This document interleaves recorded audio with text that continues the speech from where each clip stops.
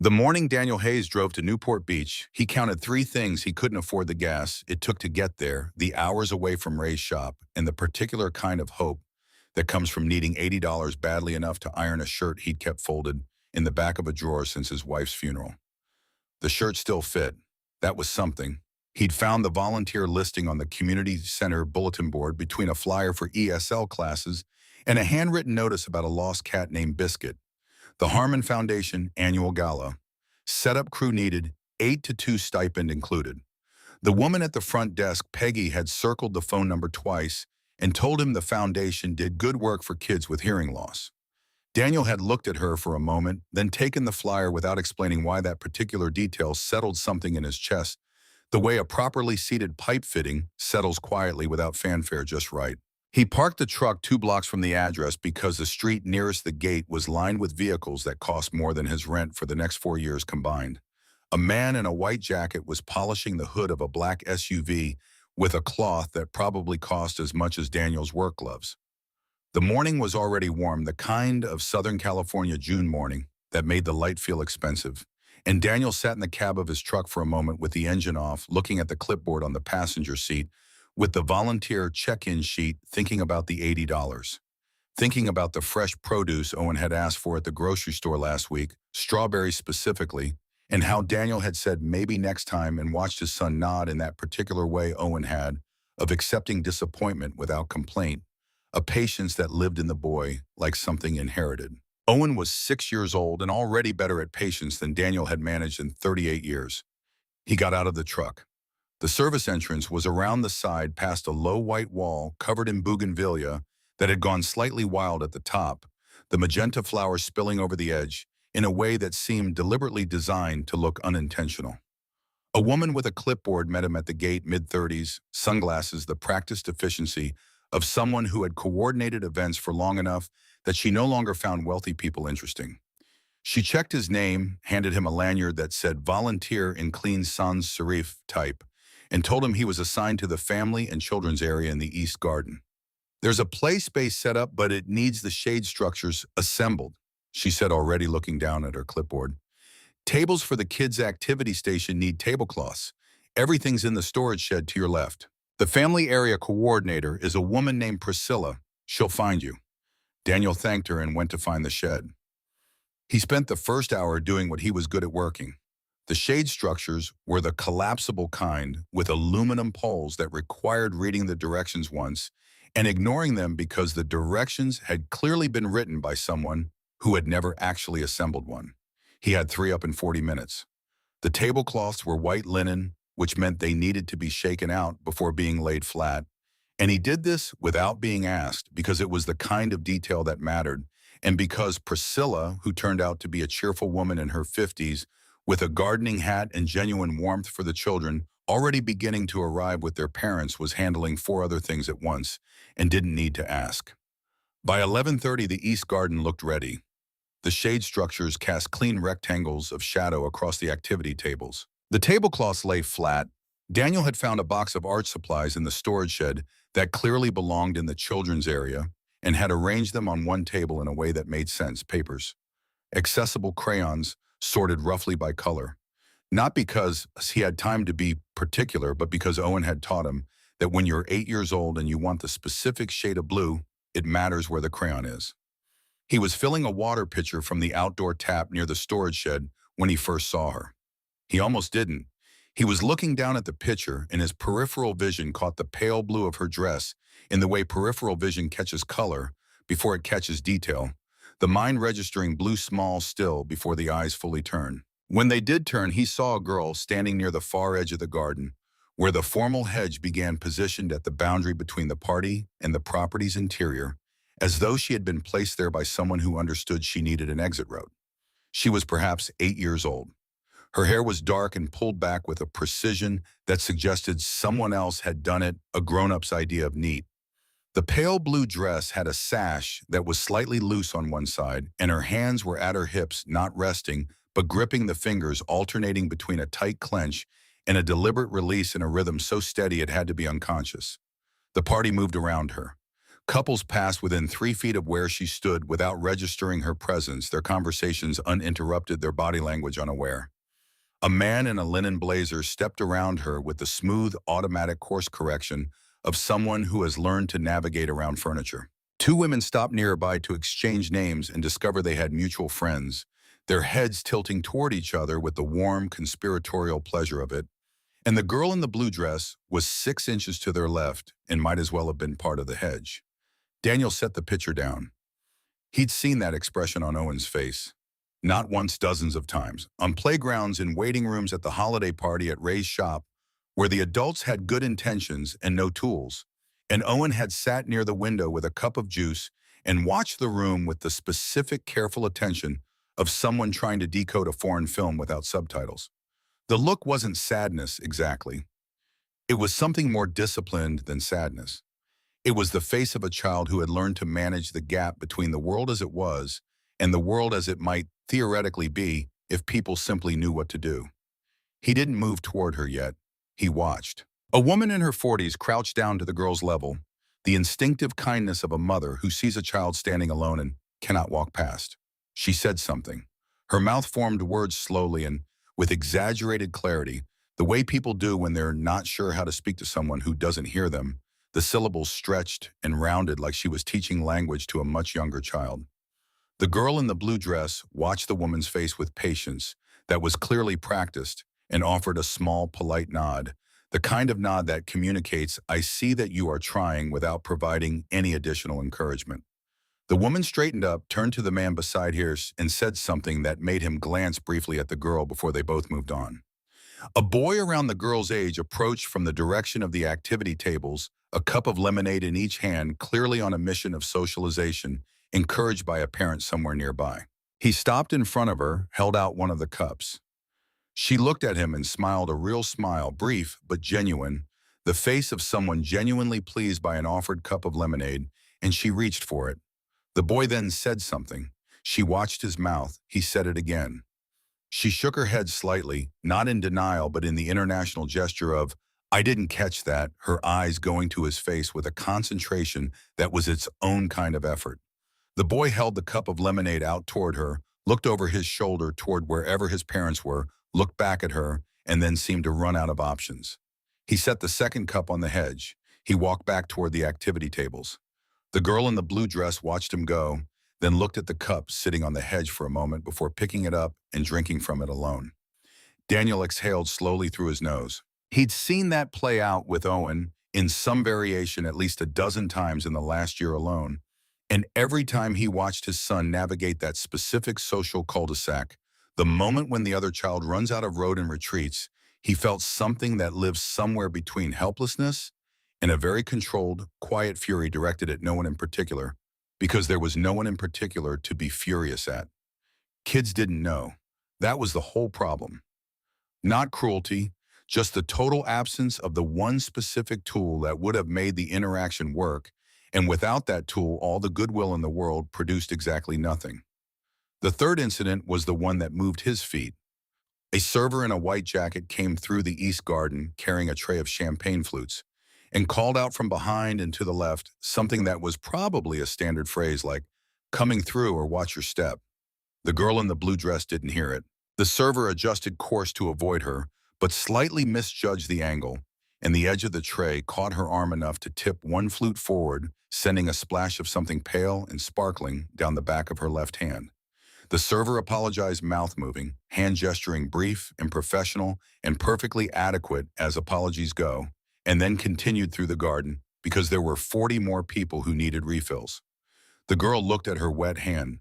She reached into a small pocket at the front of her dress and produced a folded square of white cloth, a handkerchief which surprised him because 8-year-olds didn't typically carry handkerchiefs, which meant someone had put it there, and she blotted her hand with a thoroughness that had nothing to do with the small amount of liquid and everything to do with the fact that it was something to do, something to be precise about, something that required attention and provided it in return. She folded the handkerchief back up and returned it to her pocket.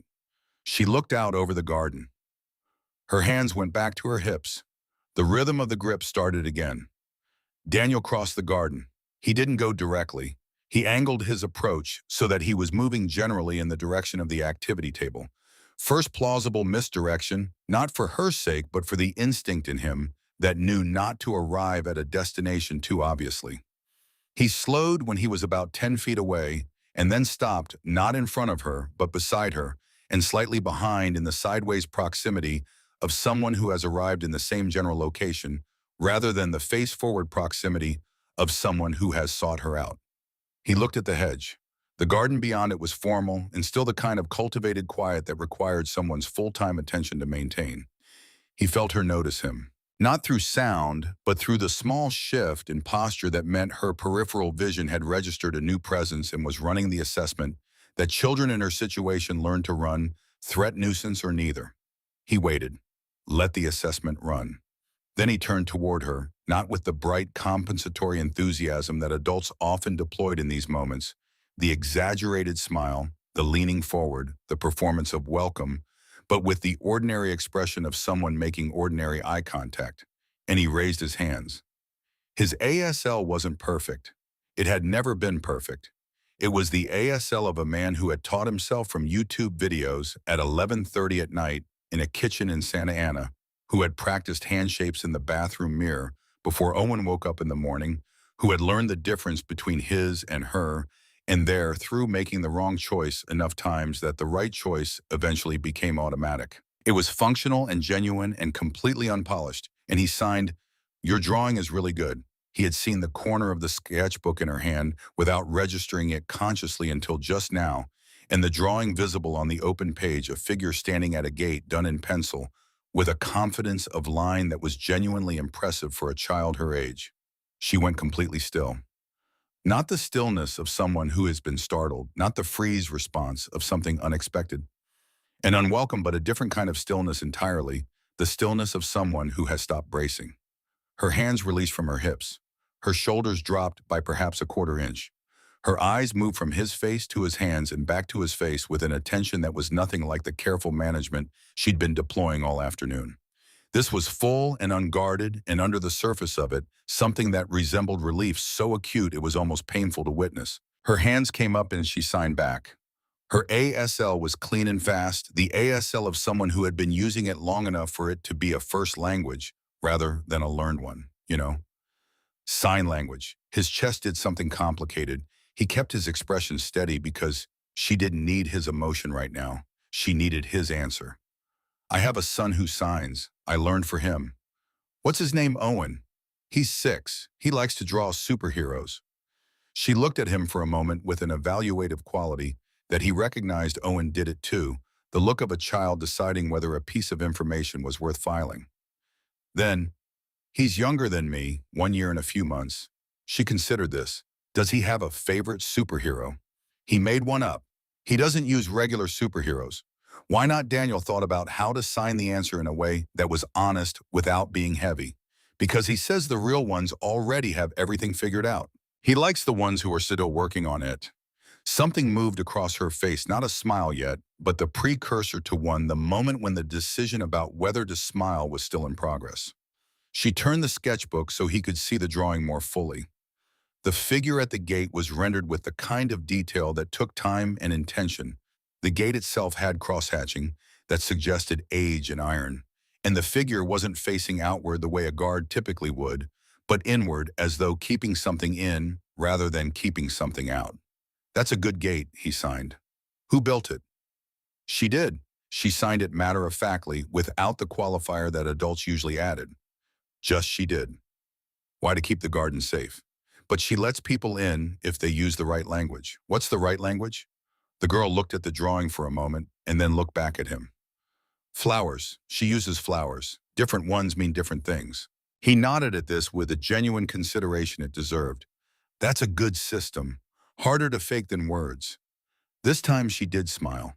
It was brief and transformative, the smile of someone who doesn't distribute them carelessly, which meant each one was accurate rather than performed.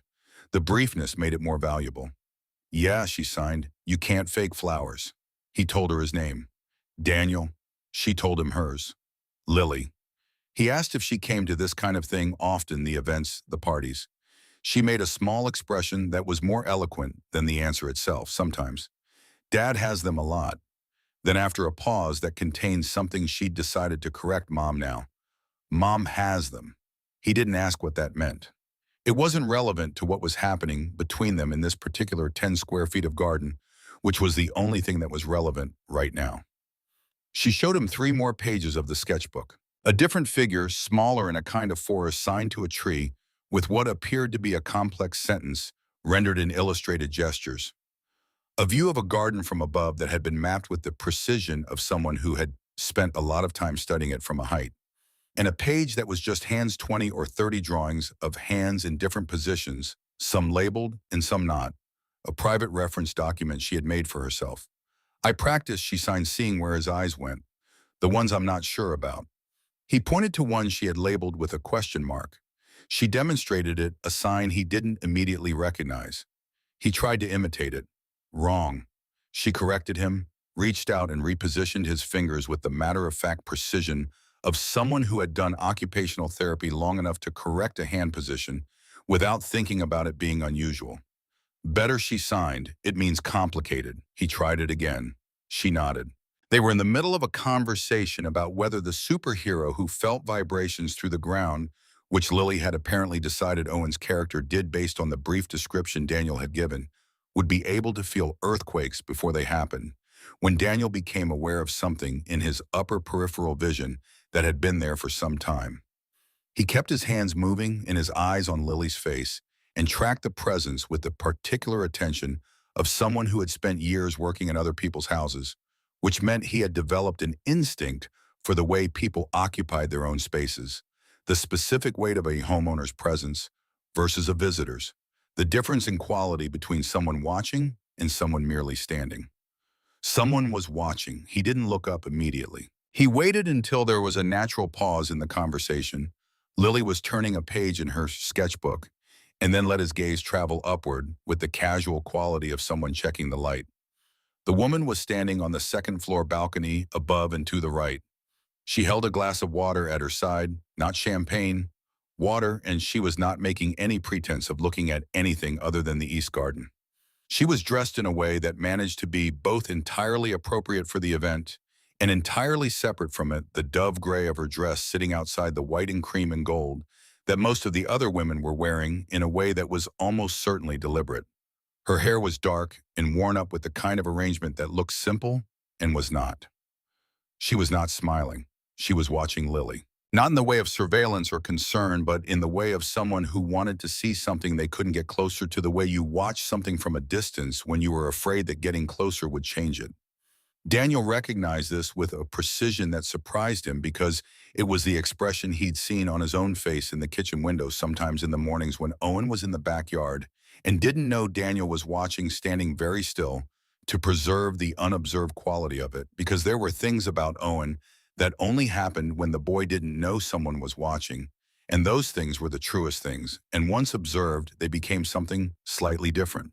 The woman on the balcony was being careful in exactly the same way. He returned his attention to Lily, who had found a page she wanted to show him. The garden map, which she proceeded to explain in considerable detail, with a particular focus on which section had the best shade in the afternoon, and where the old oak tree near the east wall had a root that had lifted a section of stone path 3 inches off the ground and become in her cartography a notable landmark. She marked it on the map with a small star. That's where I sit sometimes, she signed, when it's loud and I need it to not be. So does Owen. He finds the quietest corner wherever we are. She nodded. It's not about being scared. People think it's about being scared. What is it about? She thought about this with a seriousness that meant she had considered it before, but was deciding whether her formulation was accurate enough to use. It's about having enough room to think. When it's loud, she paused, searched for the right sign, chose one when it's loud. Like static, there's no room left. I hear you, he signed and meant it precisely. I'm receiving what you're transmitting. I'm not translating it into something else. She looked at him with the full attention she had been rationing all afternoon, and for a moment neither of them signed anything. And in that particular silence, Daniel thought about how strange and specific it was to be in a garden in Newport Beach, in a volunteer lanyard, having a 20-minute conversation that felt more real than most of the conversations he'd had with adults in the past 6 months, and felt something he hadn't expected to feel here, which was that the $80 was not. It turned out the most important thing that had happened today. He was in the middle of asking whether the character at the gate ever let anyone in using flowers or otherwise when he felt rather than heard the shift in the garden. The particular quality of space rearranging itself around a center of gravity. He had felt it before in other people's houses, at company meetings, in the waiting room of the hospital 3 years ago when the doctor had come down the corridor. The feeling of a room adjusting to the presence of someone whose presence it had learned to adjust to. He looked up. The woman from the balcony was crossing the garden toward them.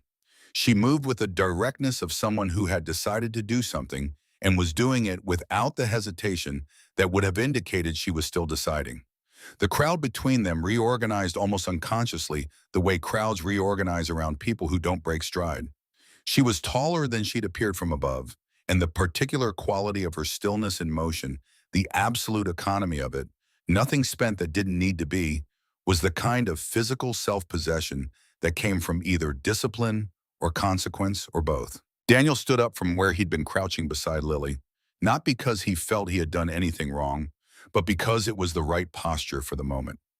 Lily turned to see what had changed in Daniel's orientation, registered the direction of his gaze, and then turned to look at the approaching woman with an expression that was entirely different from the one she'd worn all afternoon. Not apprehension, not the managed politeness she'd deployed with everyone else. Something more complicated, something that lived in the territory between wanting and bracing. The woman stopped in front of them.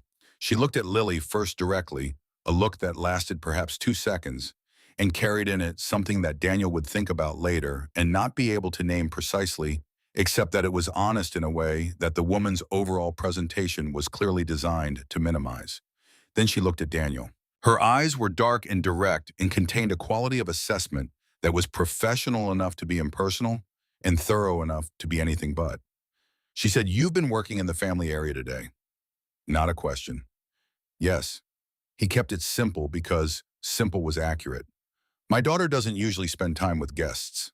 He noticed she'd said it that way, daughter first, the relationship rather than the name. He didn't remark on it. "She showed me her drawings," he said. "She's genuinely talented." The woman looked at Lily again. Something crossed her face that was there and gone before it could be categorized, and she said something to Lily, then her mouth moving without the exaggerated clarity of the woman from earlier. Just speaking the way you spoke to someone whose attention you wanted, rather than someone whose comprehension you doubted, and then appeared to catch herself, and the catch was small and private, and something she clearly found unacceptable because the professional blankness resettled immediately afterward. She turned back to Daniel. "You know ASL. I have a son with hearing loss. I learned for him." She considered him. The assessment was thorough and rapid, and he had the sense that she was accurate, that people who tried to present themselves to her as something they were not generally didn't succeed. "How old is your son?" "6. A pause. "Lily is 8. Then I'm Victoria Harmon." He knew the name from the foundation letterhead on the volunteer materials. He hadn't connected it to the property until this moment, and the connecting of it rearranged several things simultaneously in his understanding of the afternoon. He introduced himself. She said, "I want to speak with you. Not today. Monday." And she produced a card from somewhere, a small card, plain quality stock, and turned it over and wrote a number on the back with a pen that appeared from the same somewhere, with the efficiency of someone accustomed to conducting business at unexpected moments. She held it out. He took it. The number was handwritten in small, very level figures. He looked at the card, then at Lily, who was watching him with the sketchbook held against her chest, and her expression doing the thing again, the careful management, the conservation of something. She raised one hand in a small wave. He raised his in return and signed in the economical way that fit the moment. "Your gatekeeper is very good. I hope she lets in the right people." Lily's mouth curved. She signed back quickly, too quickly for him to catch all of it, and then looked at her mother and back at Daniel and signed more slowly. "She already does. She just doesn't always announce it." He pocketed the card. Victoria Harmon had been watching the exchange with the expression of someone observing something in a language they don't speak, following the rhythm and tone without the content, and finding the rhythm and tone alone sufficient to communicate something. When he looked at her directly, she returned the look without deflection. Whatever she had expected to feel coming down from that balcony, something had not matched the expectation. He could see it in the small necessary recalibration happening behind the directness. He said Monday, she said Monday. He went back to collecting volunteer materials from the activity table, folding tablecloths, returning the collapsible shade structures to the storage shed in the same condition he'd found them. Priscilla thanked him. He signed out with the events coordinator at the service entrance, received an envelope with four $20 bills and a handwritten note that said, "Thank you, Daniel. Great work today." He sat in the truck for 4 minutes before he started the engine. Through the windshield at this angle, he could see a sliver of the east garden between the white wall and the property gate. The party was still ongoing, the sound of it arriving as a general warm murmur at this distance, indistinct and self-contained, belonging entirely to itself. He thought about Lily's hands moving through the air with the precision and confidence of someone whose first language was also her truest one. He thought about the sketchbook and the gatekeeper who used flowers. He thought about the woman on the balcony watching her daughter with that particular careful distance that people keep when they're afraid getting closer will change the thing they need to see. He thought about the handwritten number on the back of the card, the very level figures. Then he thought about Owen, who was at Mrs. Patterson's apartment 4 blocks from home, and who would want to know how the day went, and who would ask the question the way he always asked it, signing across the dinner table with both hands, while his feet swung above the floor, and to whom Daniel would have to figure out how to explain that something had happened today that he didn't have a full accounting of, yet the way you sometimes couldn't fully account for a repair until you had opened the wall and seen what was actually going on inside. He started the engine. The drive back to Santa Ana took 45 minutes in early evening on traffic, the 405 doing what it always did, the city spreading out in every direction with its particular indifference. He stopped at the grocery store on the way. He bought strawberries. Owen was at Mrs.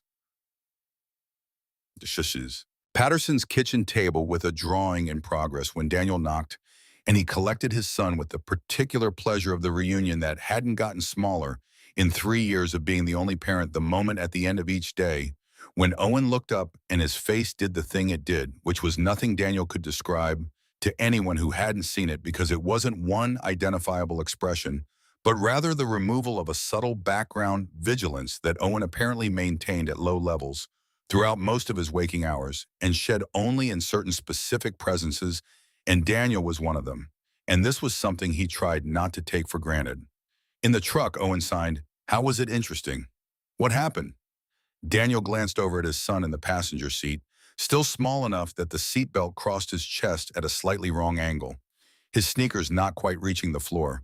Matt, the drawing he'd brought from Mrs. Patterson's table, rolled up in his lap. Daniel thought about how to answer in a way that was honest without being too large for the moment. "I met a girl," he signed, "at a red light. 8 years old. She signs really well." Owen processed this. "Is she deaf?" "Yes." "Does she have friends?" Daniel returned his eyes to the road as the light changed. "Not enough." Owen was quiet for a moment. Owen's quiet, which was a different kind of quiet from the absence of sound, more the quality of a specific attention turned inward. Then he signed, "Did she seem sad?" "Not sad exactly." He thought about the grip and release of her hands against her hips. She seemed like someone who had gotten used to a thing she shouldn't have had to get used to. Owen absorbed this with the solemnity it warranted. "Can we do something about it?" Daniel drove. The freeway opened up ahead of him, the last light of the afternoon sitting on the pavement in long gold panels. He thought about the card in his shirt pocket, the very level handwritten numbers. Maybe he signed at the next light. I don't know yet. Owen looked out the passenger window at the passing city.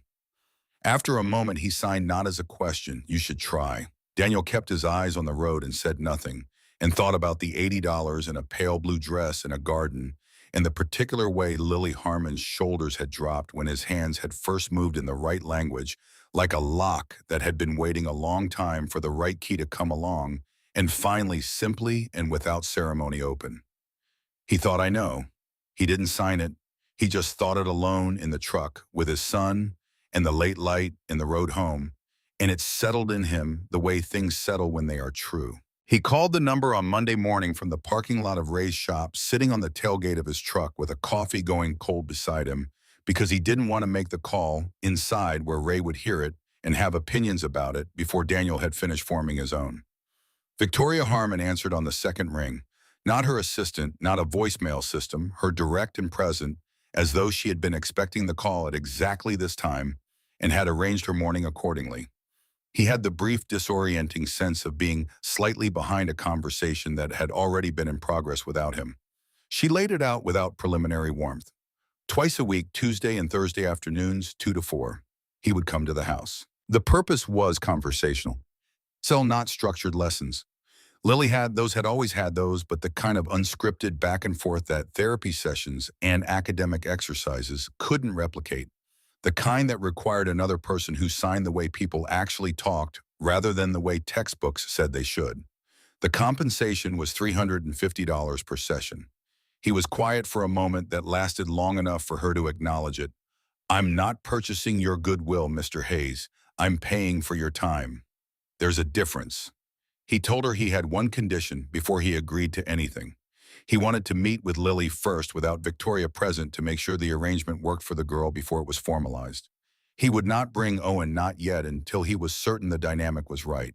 He needed to know that Lily was choosing this and not simply accommodating what the adults in her life had decided. The pause on her end lasted 3 full seconds. "Thursday at 2, she said. "Agnes will let you in."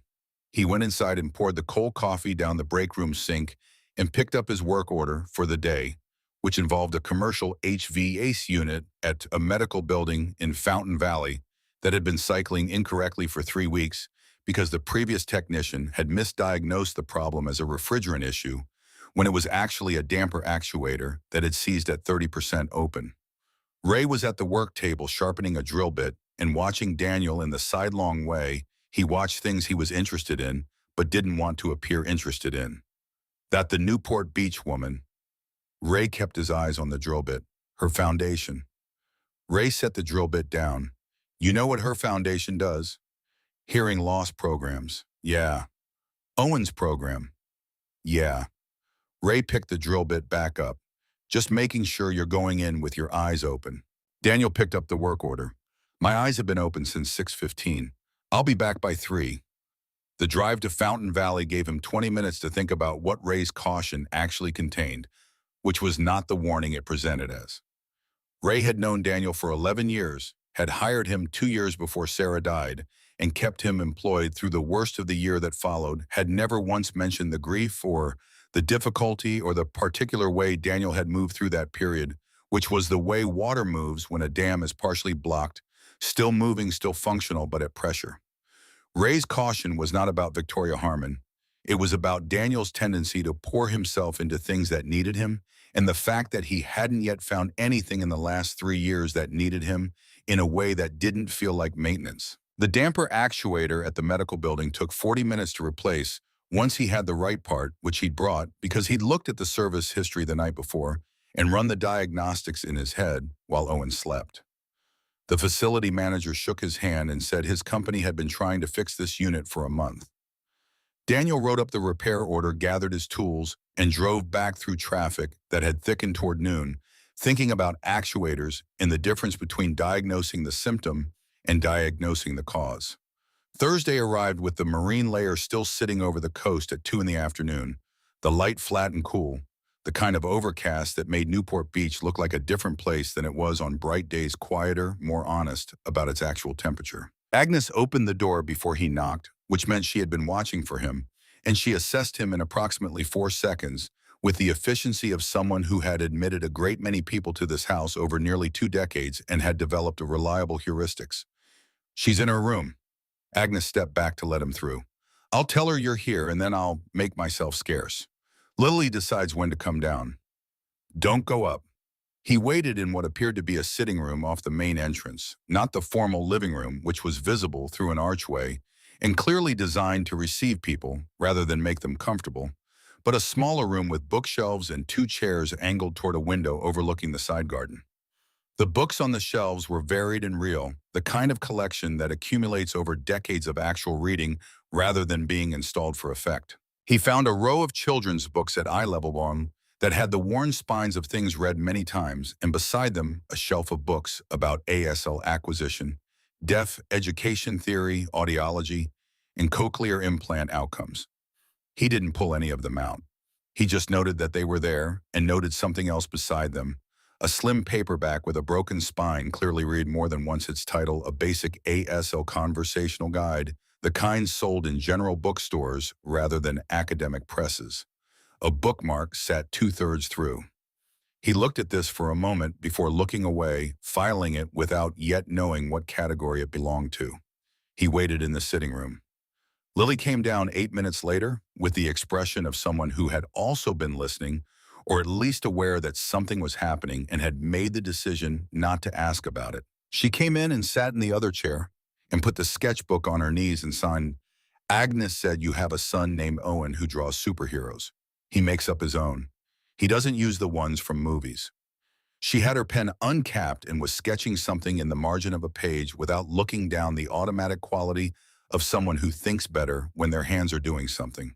Why not, he says, the ones from movies already have everything figured out.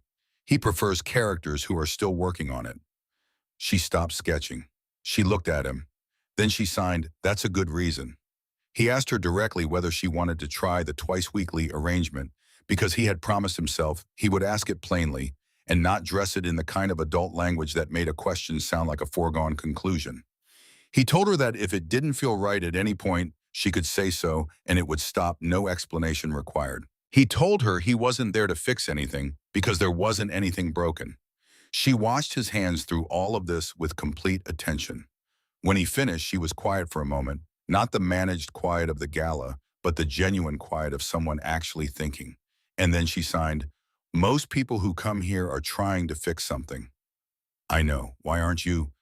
He thought about how to answer this accurately, because I've watched Owen in situations where people tried to fix him. He's not broken. He just needs someone who knows the language. She looked at him steadily. Then she signed, "Okay, Tuesdays and Thursdays." He nodded. "And one more thing. I want to bring Owen eventually. Not today, not next week. When you're ready. 2 kids is a better environment than 1 kid and 1 adult." She processed this. "Does he know about me? I told him I met a girl who signs really well and doesn't have enough friends." Her expression moved through something, the near smile, the assessment, the decision, and settled into something that was simply direct. "That's accurate. He stayed for an hour and 20 minutes. They talked through their hands about the gatekeeper, about Owen's geography of quiet corners, about what it felt like to be in a room full of people having conversations you could see but not participate in, which Lily described as being inside a fish tank while everyone else was in the ocean. She showed him 6 more pages of the sketchbook. He showed her on his phone a photograph of one of Owen's drawings, a figure standing in a field with a hand pressed flat to the ground, lines radiating outward from the palm to indicate what Owen had labeled in careful block letters, "Listening." Lily looked at the photograph for a long time. She asked if she could draw a copy of it. He said yes. She drew it from memory while they continued talking, her hand moving across the page with the confidence of someone transcribing something already understood. When he left, Agnes was in the hallway. "She showed you the sketchbook," Agnes said. It wasn't a question. 6 pages of it. Agnes considered this. In 3 months of sessions with the last therapist, she showed 1 page. The first one. She moved toward the kitchen. "I'll have tea ready for you Tuesday." He drove home through traffic that didn't bother him the way it usually did and called Ray from the 405 to say he'd be in early Friday to make up the hours. Ray said don't bother, the Fountain Valley job had billed well. Daniel said he'd be in anyway. Ray said that figured. The second Tuesday, Lily tested the edges of what he would engage with honestly versus what he would manage. She asked him whether he thought people who couldn't hear were at a disadvantage or just different. He didn't answer immediately, and she watched his delay with interest. He signed, "Depends on who built the world they're living in." She considered this. Most of it was built by people who could hear. Yes, so that's a disadvantage. It's a disadvantage created by design, not by nature. That's a different thing. She wrote that down in the sketchbook, not with a drawing, but in words which he gathered was unusual enough to be notable, because Agnes, passing the doorway with a basket of folded laundry, paused and looked and then kept walking with an expression that was carefully neutral. The third Thursday, he brought Owen. He had prepared Owen the way he prepared Owen for new situations, which was completely. He told him about Lily's drawing about the gatekeeper, about the fish tank description. He told him that Lily had been looking forward to meeting him, but that she was private, which meant she would need a minute to decide she was comfortable before she became herself. He told Owen not to perform, not to be the version of himself that he sometimes performed for new situations, the bright, accommodating version that Owen had constructed for environments that required it. Just be you, he signed in the truck outside the Harmon gate. She'll recognize you. Owen had carried a drawing in his jacket pocket. He'd folded it carefully before they left the apartment. When Lily appeared in the garden doorway, because Agnes had suggested the garden rather than the sitting room, correctly reading that the outdoors was better territory for two children who didn't know each other yet, Owen stood beside Daniel and did nothing for approximately 90 seconds. He didn't sign. He didn't smile with effort. He just stood and looked at Lily with the calm, observational quality he brought to things he found genuinely interesting, which was the same quality he brought to taking apart a broken radio in Ray's shop or watching a storm come in from the apartment window. Lily stood in the doorway with the sketchbook in her hands and looked back. Then Owen reached into his jacket pocket and unfolded the drawing and held it out without moving toward her. She came to him, which was exactly right, and she took the drawing and looked at it and signed, "This is the one from the photograph. I made it bigger." She opened her sketchbook to the page where she'd drawn her own version from memory the previous Tuesday and held the two drawings side by side. The images were nearly identical in composition and meaningfully different in execution. Owen's figure was more dynamic, caught in movement, and Lily's gatekeeper stood absolutely still at the center of hers. Both figures had one hand pressed flat to the ground. Owen looked at her version for a long time. Then he signed with the simplicity that was his natural mode. "Your person is quieter than mine. Mine listens differently. How she listens for what's already there instead of what's coming." Owen thought about this. "Then mine listens for the storm. Yours listens for the garden." Lily looked at Owen with the expression that had appeared on her face when Daniel had first moved his hands in the right language in the East Garden, the recognition, the recalibration, the particular relief of someone who has located an unexpected frequency. She closed the sketchbook. "Come see the oak," she signed. Daniel watched them disappear around the south side of the garden and sat down on the bench near the storage shed and let himself feel briefly and privately the specific quality of gratitude that had no appropriate object and so had to be directed at nothing in particular or everything at once. The overcast had begun to break up. A line of afternoon light moved across the garden from west to east, like something being slowly revealed. Agnes appeared with 2 cups of tea set one beside him without a word and went back inside. The first 4 sessions had been between Daniel and Lily alone. The following 3 weeks alternated Tuesdays were the two of them. Thursdays included Owen. The rhythm that developed was not managed or designed. It was the rhythm of actual compatibility, which was less like a pattern and more like a pair of systems that had been running in parallel and discovered they shared a frequency. On a Tuesday in late June, Daniel arrived at the Harmon house to find Agnes in the hallway looking at the ceiling with the expression of someone performing patience. From somewhere in the upper part of the house came a voice female controlled on a phone call, and the quality of the controlled voice was the quality of someone controlling the fact that they were not controlled. He caught fragments as he followed Agnes toward the sitting room. 40% of our community programs, and the board doesn't have the authority to restructure without a full vote. And Gerald, I understand what you're saying, and I'm telling you that understanding it doesn't mean accepting it. He sat in the sitting room with his tea and waited. Lily came down 8 minutes later. They talked for 20 minutes about a book she was reading, a novel about a boy who could communicate with birds, which she had opinions about. Primarily that the author had been accurate about the birds, but imprecise about the boy when he heard the footsteps on the stairs that indicated the call had ended. They were deliberate footsteps, the steps of someone who had imposed control on their body after expending considerable energy, and they paused in the hallway and then continued in the direction of the kitchen. He hadn't been trying to overhear. He'd been listening to Lily. But the house was not architecturally designed for privacy between the main hall and the sitting room, and what he heard was enough. Gerald wants 40% shifted to farmer research, and Tom's response low enough that Daniel caught the tone rather than the words, And then Victoria's voice, again flat and precise. I don't have the votes to block it if he brings it to a full board meeting. I need 2 weeks and something concrete. The footsteps moved away. Lily, who had been watching Daniel's face, signed, Are you okay? He refocused on her. He told her yes. He'd gotten distracted for a moment. She looked at him the way she looked at things she wasn't certain were accurate, but she let it go because Lily had the social perceptiveness of someone who had spent years reading rooms she couldn't hear, and she knew the difference between a lie and a private thought, and she chose to respect the latter. On the drive home, he called Ray from the hands-free mount. He told Ray about the foundation's work, the ASL programs, the family support initiatives. He mentioned, without mentioning where he'd heard it, that the programs were facing internal pressure.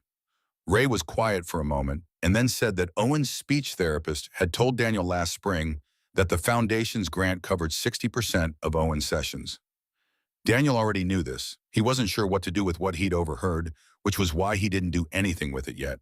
He filed it the way he filed things he needed to think about without yet knowing their significance. The way he'd sometimes note a sound in a system that wasn't wrong enough to address, but was different enough to track because different and wrong occupied a continuum, and you needed time to understand where on it a particular difference lived. The incident with Owen's school happened on a Wednesday. He stepped outside to take the call from the assistant principal standing in the strip of shade along the building's south wall and listened to the description of what had happened on the playground. 3 boys, a deliberate exclusion facing away.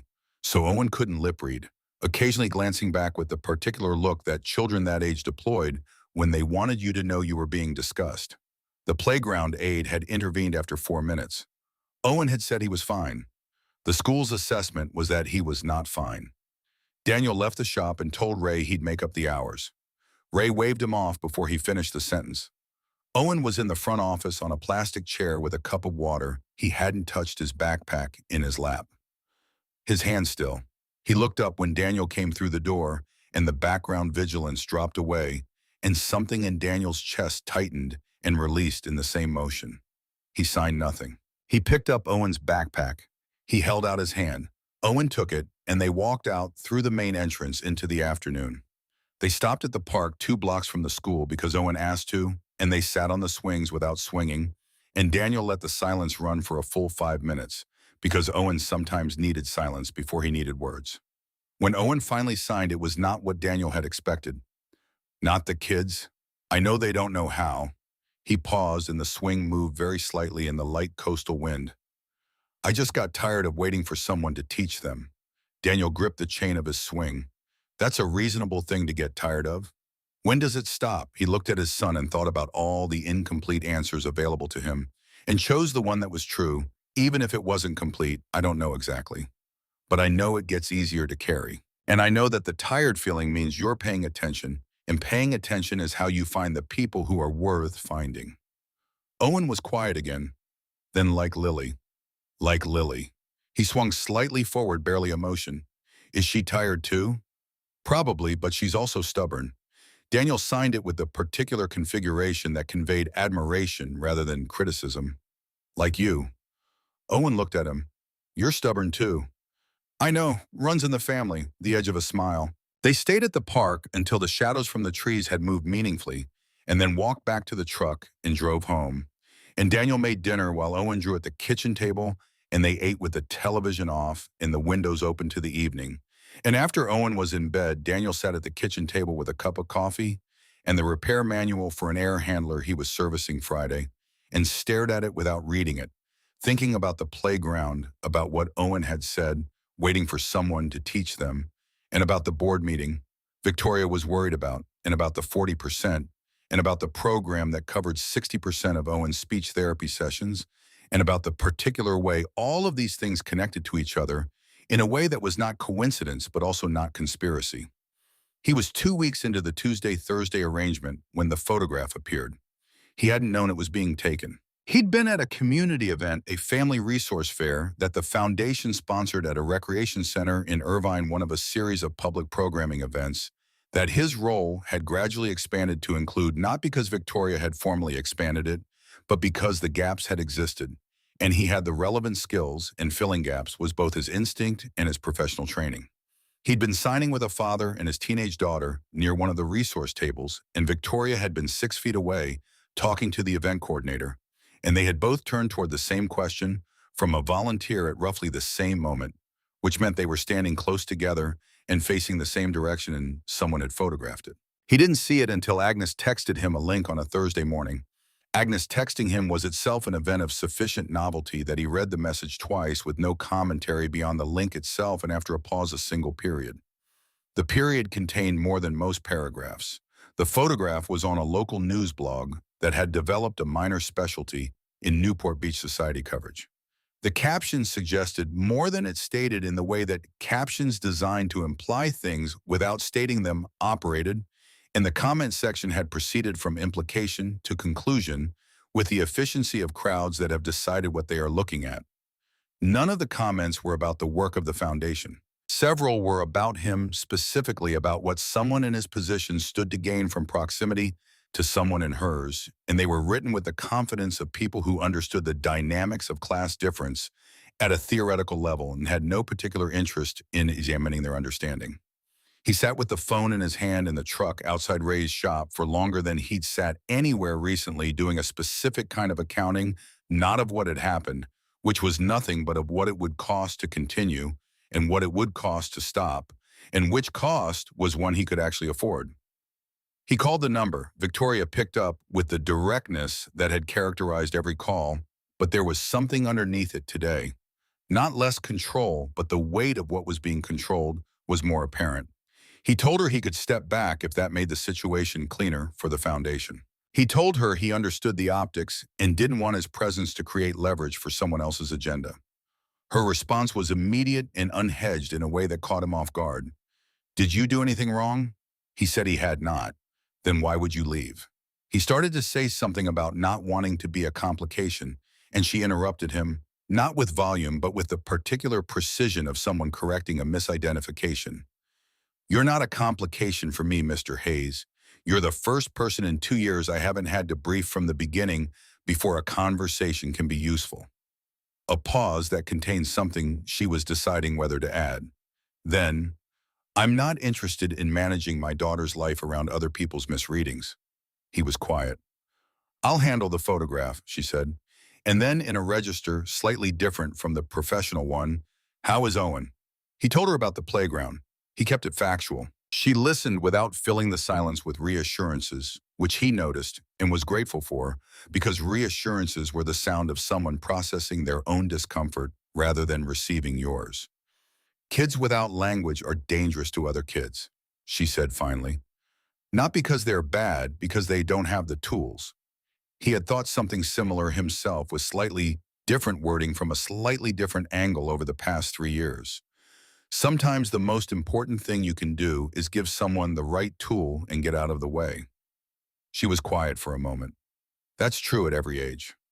Whitmore made his formal move on a Tuesday afternoon in early July, which Daniel knew about secondhand because Agnes told him when he arrived for the 2 o'clock session. She told him in the way Agnes told him things, with the directness of someone who had determined that this information was relevant to his situation and that the most efficient thing to do was transmit it clearly. And without elaboration, the board had received a formal proposal, 40% reallocation toward pharmaceutical research partnerships, full vote, scheduled in 4 weeks. Agnes then put a cup of tea in his hand and went to tell Lily he was there, and he stood in the hallway and held the tea and thought about the 4 weeks and the vote and the 60% of Owen's speech therapy and the line between things he was in a position to do something about and things he was not. The session with Lily that afternoon was about a chapter in the Bird Book where the boy made a decision that turned out to be wrong for the right reasons, and Lily had strong opinions he should have known. He had the information. He chose not to look at all of it. Daniel signed, "Sometimes you don't know what you're not looking at until later." But he had a feeling she signed. He ignored it because it was inconvenient. He considered this. "You think people should act on feelings even when they're inconvenient?" She looked at him with the expression that had preceded several of the most precise things she'd said to him. "I think ignoring a feeling because it's inconvenient is different from sitting with it until you understand it." He ignored his. He didn't even sit with it. He sat with that one himself on the drive home in the particular way you sit with something that has arrived from an unexpected direction. 2 days later, he was replacing a compressor capacitor at a dental office in Costa Mesa when his phone buzzed with a text from a number he didn't recognize. When he finished the repair and read it in the parking lot, he recognized the name signed at the bottom, Gerald Whitmore. The text was brief and professionally worded and suggested they meet for coffee at a location in Fashion Island at his convenience to discuss the foundation's evolving needs. He stared at the message for a while. Then he drove to Ray's shop, finished his remaining jobs locked up because Ray had left early for a doctor's appointment, and sat in the break room with a glass of water, thinking about the text and what it was and what it wasn't. What it was an approach. Whitmore wanted something from him, or wanted to know something he might know, or wanted to determine what he knew before deciding what to want. What it wasn't an invitation he was required to accept. He texted back a single line thanking Whitmore for reaching out and saying he had a full schedule this week. He put the phone face down on the break room table and drank the water, and thought about Lily that afternoon, saying, I think ignoring a feeling, because it's inconvenient, is different from sitting with it until you understand it, and thought about what it meant that an 8-year-old had clarified something for him that he'd been circling for 3 years. He sat with it. He didn't ignore it. The following Thursday, he arrived at the Harmon house at 1:45, slightly early, and found a car he hadn't seen before in the circular drive, a dark sedan with no marking that suggested a personal vehicle rather than a service. He rang the bell. Agnes let him in with the expression she wore when something was happening that she was professionally required not to comment on, but personally found relevant. He heard voices in the direction of the main study, Victoria's and a man's, and then the door closing.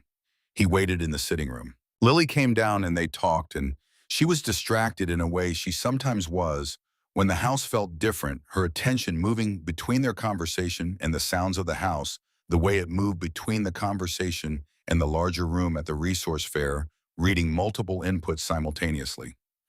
Halfway through the session, he heard the study door open and footsteps in the hallway, and then Victoria's voice close and clipped. I've told you what my position is, Gerald.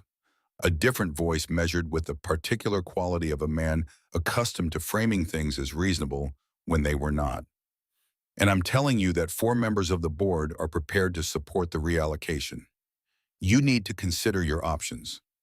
A pause in which the whole house seemed to hold something. Then Victoria's voice quieter than before, which meant more rather than less. My option is to be right. That's the only one I intend to consider. Footsteps moving toward the entrance. The front door opening and closing with controlled firmness. More footsteps pausing outside the sitting room doorway and then continuing toward the back of the house. Lily, who had been watching Daniel's face through all of this with the practiced attention of someone who reads situations by reading people, signed. She does that. Does what? Decides she's right and then figures out the rest later. He signed carefully. That sounds like stubbornness. Lily signed back without hesitation. She says stubbornness and conviction are the same thing. The difference is whether you're right. What do you think? She thought about it. I think you have to be willing to find out if you're wrong. Otherwise, it's just stubbornness. He held that one on the drive home. He was doing more holding on drives home than he'd done in years, which he registered as a meaningful data point about what was happening in that house twice a week and whether it was affecting only Lily or also him. On the following Tuesday, Victoria was in the sitting room when he arrived, working a laptop and 2 stacks of papers on the low table. She looked up when he came in, and in the moment before she organized her expression into the professional register she used for most of their exchanges, he saw something that had been there for a while and that he had been careful not to look at directly, which was the particular exhaustion of someone carrying a weight they have decided they are not allowed to acknowledge. She said, Lily is upstairs. She'll be down in a moment. I'm sorry for using your room. I needed a different space today. He told her it wasn't his room. She looked at him as though this were either a generous thing to say or a mildly absurd one, and he had the sense the distinction was still being calculated. He said, I heard part of the conversation the last Thursday. I wasn't trying to. She closed the laptop. I know. There are things I've noticed over the past month. Not evidence, just a shape, timing. Who was in the room when certain information moved? She watched him with the full attention she was capable of, which was complete and a little unsettling in the way of anything applied with genuine intensity. If you want to know what I've noticed, I'll tell you. If you'd rather I stay in my lane, I'll do that too. I'm not trying to insert myself into something that's yours to handle." He paused. "But the programs this foundation runs, Owen's sessions are in there. That's not the reason I'm telling you. It's the reason I'm not pretending I don't notice." She was quiet for a long time. The light in the sitting room had the late afternoon quality of the season, long and gold through the side window, laying itself across the stacked papers on the table. He watched her arrive at a decision. Not slowly, she didn't do anything slowly, but with the thoroughness of someone who had learned that the first available decision was not always the right one and had built the discipline of finding the second one before committing to either. "Tell me what you have noticed," she said. He told her. He kept it organized not because he had planned to say it, but because organization was how he handled complexity, the same way he handled the inside of a mechanical system component by component, sequence by sequence, without editorializing. When he finished, she was looking at the table rather than at him, in the way of someone processing information spatially. She asked two questions, both precise, both about timing. He answered them. Then Lily came down the stairs and Daniel stood and the professional layer resettled on Victoria's face, and she gathered her papers and said she would work in the study, and as she passed the sitting room doorway she paused and said without turning around, "Thank you, Mr. Hayes." He said, "Daniel." She didn't respond to that, but she didn't dispute it either, which was something, and he was learning to read Victoria Harmon's non-disputes with the same attention he brought to anything that communicated through the absence of sound. The board meeting was scheduled for a Thursday, which meant Daniel knew about it the way he knew about most things that happened in that house, not because anyone told him directly, but because the house itself changed in the days preceding it. Agnes moved through the rooms with a compressed efficiency that suggested preparation rather than routine. Victoria's car was in the drive by 6:30 on the mornings he drove past on his way to Ray's shop, which meant she was working hours that went beyond the already long hours she kept. Lily drew more. Not differently, not with greater urgency, more the way people do certain things when the background frequency of a place rises and they need somewhere to put the excess. He came on Tuesday, 5 days before the meeting. Victoria was already in the sitting room when he arrived, and she didn't pretend to be elsewhere. She had the laptop open and 3 documents printed and stacked with the alignment of someone for whom physical disorder and cognitive disorder occupied the same category. She looked up when he came in and said, "The vote is Thursday. I have what I need." He set down his bag. "What do you need from me today?" "Nothing from you today. You already gave me the starting coordinates." She paused. "The actuator. Agnes told me about your work, that you diagnosed a system everyone else misread because you looked at what was actually failing instead of what was convenient to fix. That's what I needed." She closed a document on the laptop. "The rest I found myself." He understood what she was telling him and what she wasn't, and he respected both. He asked whether there was anything remaining that he could usefully do, and she said no, which meant yes to something adjacent to the question he'd asked. And they had been talking long enough, in enough different registers, that he was beginning to parse the architecture of what she said and what she meant with some accuracy. Lily came down and they worked for the full 2 hours. The gatekeeper had acquired a new element in the recent pages of the sketchbook, a second figure smaller and positioned slightly behind and to the right of the central one, not in shadow but in the particular light that falls on things that have chosen to stand near something rather than in front of it. Lily described the second figure as a consultant with the dry precision that she had developed for the specific kind of humor that lived in accurate word choices, and Daniel had to work briefly to keep his expression even. He told Owen about the board meeting that evening, not the specifics but the general shape of it, that there was a disagreement happening, and that the people Daniel worked with were trying to resolve it fairly. Owen was at the kitchen table building something from a construction kit Ray had given him, and he listened with the focused half attention of someone doing two things well simultaneously. He signed without looking up. "Is she going to be okay?"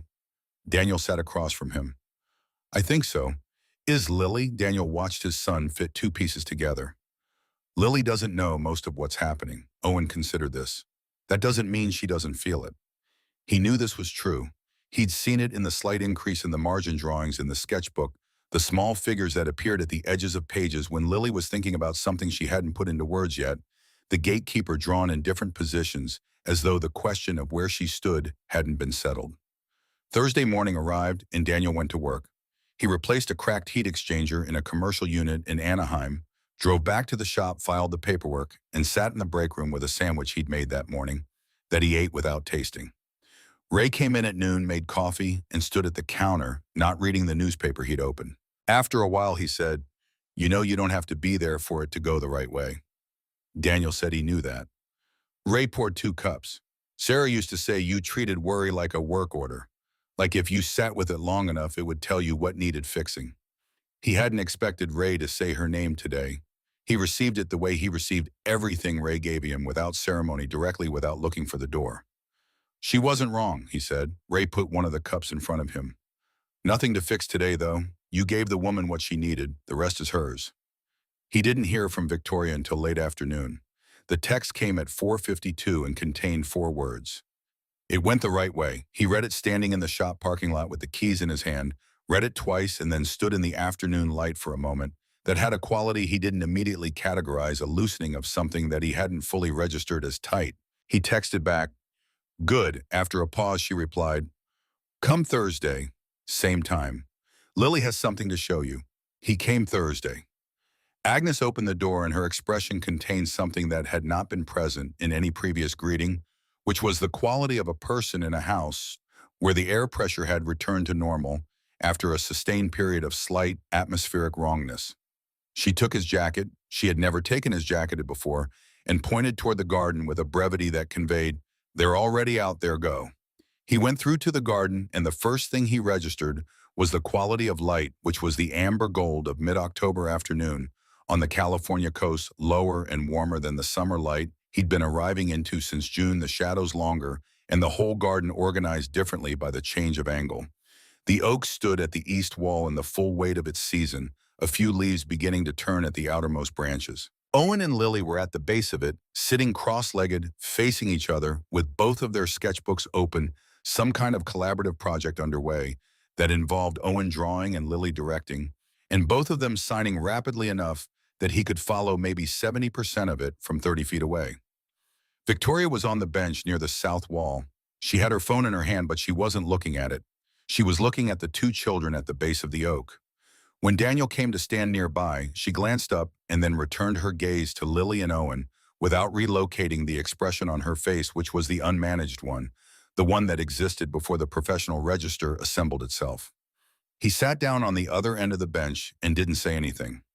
There was a cup of tea on the bench beside her that appeared to have a companion empty, which meant Agnes had anticipated this. He picked up the empty cup and set it on his knee, and they sat in the long afternoon light and watched Lily point at something in Owen's drawing and shake her head with the precise authority of a creative director whose standards were not negotiable, and watched Owen reconsider and redraw, and watched Lily look at the revision and sign something that made Owen's whole face rearrange itself into the expression that meant he was genuinely pleased about something.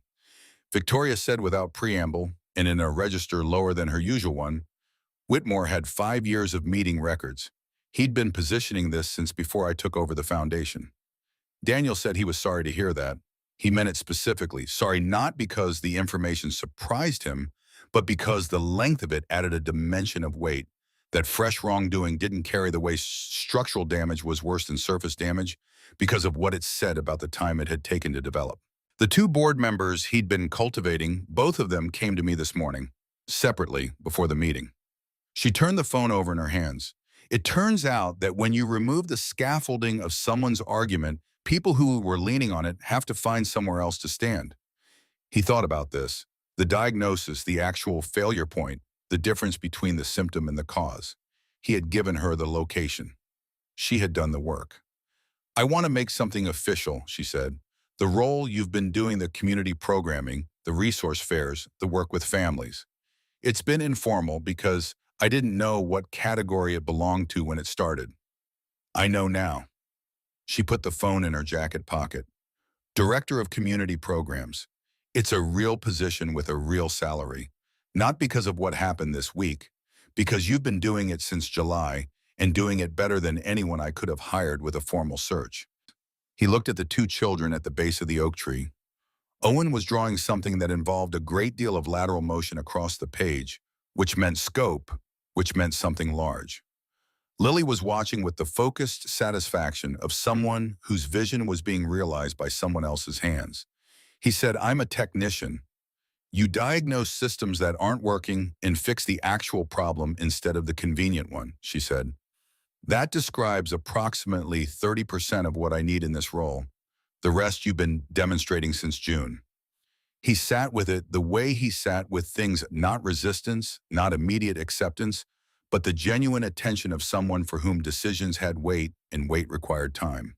He thought about the drive to Newport Beach in June with the iron shirt and the $80 and the strawberries he'd bought on the way home, and the distance between that morning and this bench and the direction of travel. "I need to keep working with Ray on Fridays," he said, "at least for a while." She looked at him directly, the directness that had preceded every exchange they'd had, but the quality of it was different now, less appraising and more simply present. "Why?" He found the honest answer without looking for it. "Because I need to remember where I came from, not as a reminder of the distance, just as a fact about who I am. A man who knows how a system works from the inside is different from a man who only knows it from above. And I'm only useful to you if I stay the first kind." She was quiet for a moment that had a different texture from her usual processing silences. "Then keep the Fridays." Owen appeared at that point running across the garden with the rolling gait of a 6-year-old at full speed to report that he and Lily had completed the first section of a project that would require several more Thursdays to finish, and that Lily had said it was almost good enough, which Owen had understood correctly as high praise. He signed this to Daniel and then looked at Victoria. The evaluating look, the one Daniel had watched Owen deploy since he was old enough to assess adults and sign to Daniel. But looking at her, she watched us the whole time. Daniel said, "Tell her that." Owen turned to Victoria and signed slowly and deliberately. He knew her. ASL was limited and adjusted for it automatically, which was a courtesy that had developed over the previous weeks without instruction. "We finished part 1. Lily says it's almost good." Victoria looked at Owen's hands with the full concentration she brought to things she was learning comprehensively and without pretending to understand more than she did. She raised her own hands slowly, working through the muscle memory of something practiced privately, and signed back imperfect in the way of someone whose hands were learning something her mind already understood. "I saw. It's very good." Owen looked at her hands. He looked at his father. He looked back at her. He signed with the directness that was his defining characteristic. "You've been practicing," she said aloud, and then after a breath in careful signs, "Yes, for a while now." Owen considered this information with the seriousness it warranted and then signed, "Lily doesn't know." Victoria's expression moved through something. "Not yet." He nodded with the gravity of someone accepting a confidence. Then he ran back to the oak tree. The conversation that followed was not the conversation Daniel had expected to have that Thursday. It developed the way the arrangement itself had developed, without a clear moment of initiation already in progress by the time he was fully aware of it. Victoria told him about the original endowment of the foundation, the lawsuit, the specifics of what had happened. She was precise and complete, and recounted it without the softening inflections people used when they told difficult stories, and he listened with the quality of attention he'd brought to everything she told him. Lily's hearing loss had not been present from birth. She had lost it at 4 years old during treatment for a recurring ear infection. The antibiotic prescribed was appropriate for the diagnosis. The dosage fell within accepted parameters. The attending physician had disclosed the risk of auditory side effects as part of standard informed consent. Victoria had asked the questions a prepared parent asks. She had read the disclosure form. She had signed it. The complication that followed was within the documented risk range. No one had been negligent in any way the law recognized. Victoria had sued anyway and won because there existed a newer antibiotic with a lower auditory risk profile that had not been offered, and the failure to offer it represented a deviation from evolving best practice, if not from established protocol. The settlement was substantial. She had put every dollar of it into the foundation. When she finished, Daniel said, "You were right to sue. Everyone tells me that. I know, but I mean it specifically, not about the money, about the account." He thought about how to place it accurately. Owen's diagnosis was no one's fault. Bad luck, wrong timing factors nobody could have predicted. I had nothing to fight. You had something to fight, and you fought it, and then you turned the outcome into something that serves the people who deal with the kind of loss you dealt with. Those two things matter differently. She looked at him in the way she looked at the two children at the oak, the unmanaged version of herself. I signed the consent form, she said. I know the law's position on that. I know the medical position. I've heard both enough times that I can deliver them myself. She paused. None of that addresses the fact that I signed it. No, he agreed, it doesn't. He held her gaze. But there's a question that matters more than whether you signed it. What are you going to do with the rest of her life? And you've been answering that one since she was 4 years old. That's the accounting I trust.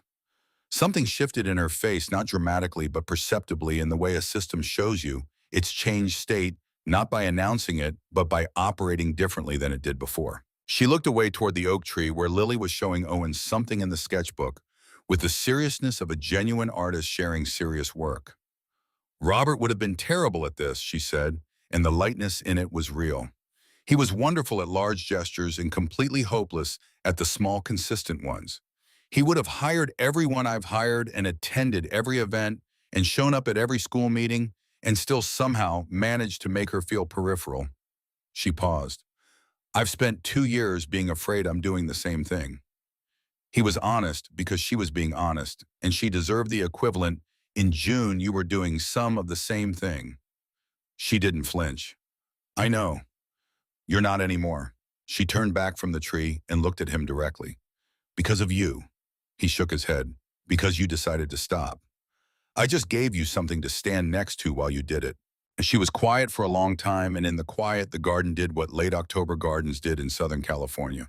The light going slowly golden and the temperature dropping in the way that didn't announce itself, but was simply suddenly present. The air carrying a quality that belonged to a different season than the one they'd spent the last several months in. He became aware that the bench was a small space and that they were sitting in it without the careful professional distance that had organized the first months of their exchanges, and that neither of them had moved to reestablish it, and that this was something he was not looking away from. She said, I don't know what category to put this in. He said, Yanam, I don't think it needs one yet. She looked at him, something that was not quite a smile, more the interior condition that sometimes preceded one. I'm not good at undefined things. I know, you define everything on contact. He said it without judgment. But some things take longer than contact to define accurately. And I think you're better at accurate than you are at fast when you let yourself be. She said nothing for a moment. Then, that's an irritatingly perceptive thing to say. He said, Owen gets it from somewhere. The sound she made then was not a full laugh, but it was the near country of one brief and unguarded and completely genuine. And it rearranged the afternoon the way those sounds did when they came from people who deployed them rarely and meant them completely. 2 weeks later, Agnes called him. Agnes calling, rather than texting, was its own communication, meaning something required real-time transmission, to say that Lily had asked her mother to sit with her in her room that evening, and that what happened in the room was something she had concluded he should know. He listened. Victoria had come in after dinner at Lily's invitation. She had sat beside the work table where Lily drew. She had looked at the sketchbook pages pinned to the corkboard above it, the gatekeeper sequence, the progression of images that had developed over the 4 months since June, the story that Lily had been telling in the private language of pencil and page. She had looked for a long time, and Lily had let her look, which was its own act of trust. And then Victoria had raised her hands and signed haltingly, imperfectly, 4 months of kitchen table practice, assembled into a single sentence. What Agnes, who had been passing in the hallway and paused without entering, had transcribed in a text to Daniel with the careful accuracy of someone who understood its weight. I should have learned this when you were 4. Agnes told him what Lily had done. Lily had looked at her mother's hands. She had looked at her mother's face. And then she had reached over and repositioned her mother's fingers, 2 of them, a small correction, the same matter-of-fact gesture she'd used on Daniel in the sitting room the first week, and she had signed back, "You're learning it now." He held the phone for a long time after Agnes hung up. He was in the apartment in Santa Ana, sitting at the kitchen table with the overhead light on and the window open to the evening, the neighborhood making its usual sounds. Owen asleep down the hall. The ASL charts were still on the wall. The photograph of Sarah was on the shelf above the television, the one from the summer before Owen was born, her turned towards something just outside the frame, laughing at whatever it was. He looked at it the way he sometimes looked at it when something had happened that he wanted her to know about, not with grief, or not only grief, but with the specific form of communication available to people who have lost the person they would have told first. He said to the room in the photograph in the evening, "Something is changing." He didn't say whether this was trouble or relief because it was both, and because Sarah had always understood that those things were not opposites. The collaborative project between Lily and Owen was completed, or completed enough to be revealed on the third Thursday of November, a week before Thanksgiving, on a day when the air had finally relented into genuine autumn and the oak had gone to gold. Daniel and Victoria were called to the garden by Agnes with the formality of people being summoned to a presentation, which was exactly what it was. Owen and Lily had combined their sketchbooks literally with tape and additional pages into a single folded object that opened accordion style into a sequence of 12 panels. The story it told required no ASL and no words. It began with two figures standing at a distance from each other, each holding an identical object that the viewer gradually understood was a key. It showed them arriving separately at the same gate. It showed the gatekeeper, Lily's gatekeeper, unmistakably down to the cross-hatched iron, looking at them both. It showed the gatekeeper's hands moving in what was clearly a question. It showed the two figures' hands moving in what was clearly the same answer. It showed the gate before it opened and the light on the other side that neither figure had seen yet, and then the gate opened, and then both figures inside, and then in the final panel, which was the largest, the garden itself rendered, with the patience of two children who had spent months looking at it, every path, every bed, the oak, the south wall bench, the long light coming through at the particular angle of a specific season. The two figures were in the garden. They were small as all figures in Lily's work were small when set against the spaces they inhabited. One had a key still in its hand. One had put the key down. They were standing next to each other, facing the same direction, looking at what the garden looked like from inside. Daniel looked at the final panel for a long time. He was aware of Victoria beside him, looking at the same image. He was aware of Lily watching them look with the expression of someone who had made a thing that was honest and was now waiting to see if the people it was about would recognize it. He was aware of Owen, who was watching Daniel, specifically with the calibrated attention he brought to his father's face when something important was being processed. He crouched down to Lily's level and signed, "This is the most honest thing I've ever been shown." She signed back. "Agnes says art is honest when the person who made it was brave." He nodded. "You were brave." She thought about this briefly and then signed with the directness that was her defining characteristic. "You had to be too, to come into the garden." He didn't answer immediately because the accurate answer required a moment to find. "Then I've been coming into gardens my whole life. I just didn't always know that's what I was doing." She considered him. Then she signed, "I know. That's why I let you in." He stood. Victoria was looking at the accordion pages still unfolded in her hands, the 12 panels, the gate, and the key, and the two small figures in the garden. She turned to Lily and she signed clearly, without hesitation, the 4 months of kitchen table practice, audible in the fluency, still imperfect, but no longer uncertain. "It's beautiful, Lily. You made something beautiful." Lily received this from her mother's hands with the stillness of someone receiving something they had needed for a long time and had not been certain they would receive. Then she signed back in the register she used for important things, slow and clear, "I made it for you, both of you." Owen, who had been standing slightly to the side in the way he stood, when he was feeling the fullness of a moment and didn't want to interrupt it, signed to Daniel from behind Lily's sightline. "I helped." Daniel signed back, "I know you did."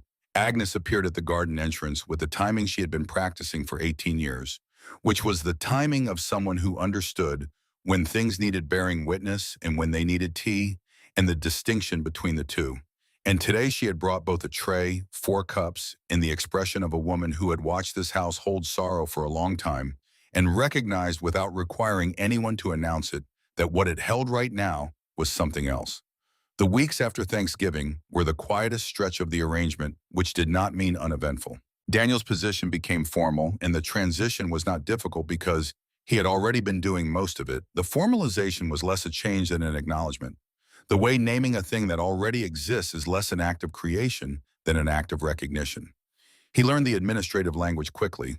He had always been good at the underlying grammar of systems and organizations were systems, and the grammar of this one was accessible. Owen's school situation improved not by resolving dramatically, but by changing the context.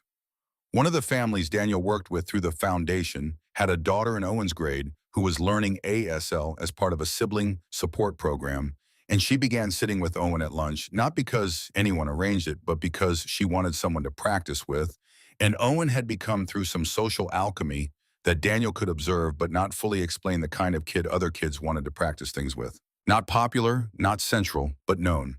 Legible to the people who mattered. The particular loneliness Daniel had watched his son carry since the first week of school had not vanished, but it had thinned the way cold thins when the light changes. He kept the Fridays with Ray. Ray never asked him to explain why, which was one of the things Daniel valued about Ray. The understanding that some things were maintained not because they were required, but because they were true and true things deserved maintenance. On a Friday in December, Ray handed him a coffee at the start of the day and said, without looking up from the parts manifest he was reviewing, "Agnes called me." Daniel set down his own cup. "Agnes called you. Last week, wanted to know if you'd been eating." Ray turned a page of the manifest. "I said yes, but that you ate like someone who considered food primarily a fuel source, which she said she had noticed." He turned another page. "She also said the woman you work for is not what she expected from what she read about her." He let the sentence sit for a moment. "What did you expect?" Ray looked up for the first time. "I expected someone who bought things, people included." He returned to the manifest. "Agnes says she's learning to sign." "She's been learning since August." Ray turned a page. 4 months of something hard and quiet without telling her kid until she could do it right. He paused in a way that contained something. "I might have been wrong about her." Daniel picked up his coffee. "Might have."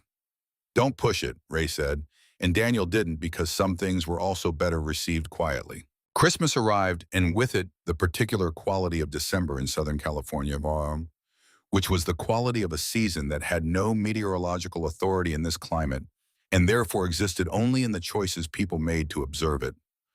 Lights on the palm trees along the Newport Beach Marina, a wreath on the door of Ray's shop.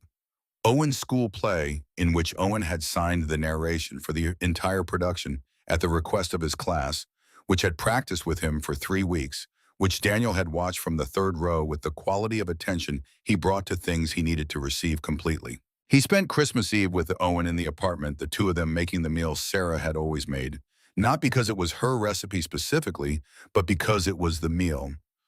That meant Christmas in the cellular memory of the family, and they ate it at the kitchen table with the window open because the evening was mild and Owen asked questions about Sarah the way he asked them periodically, with the directness of a child who had processed the absence and arrived at a comfortable relationship with the questions themselves, and Daniel answered them with the same directness.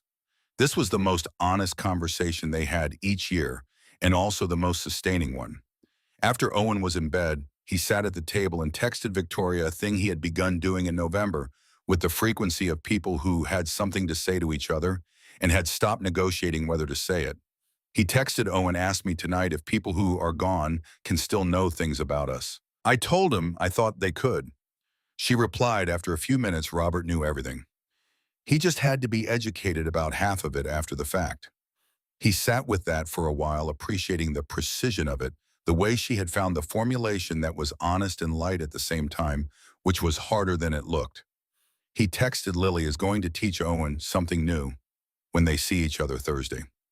She texted me a hint, but I didn't understand the sign.